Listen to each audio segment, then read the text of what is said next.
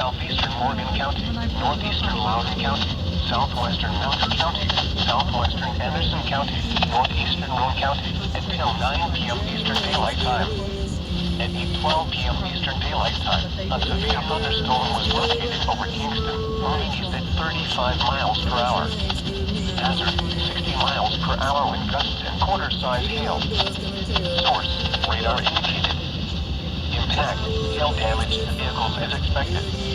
Expect wind damage to roofs, siding, and trees.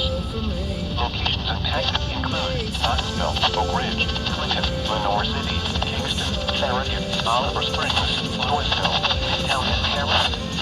This includes the following highways: Interstate 14 Tennessee between mile markers 349 and 381. Interstate 75 in Tennessee between mile markers 83 and 84. For your protection, move to an interior room on the lowest floor of a building.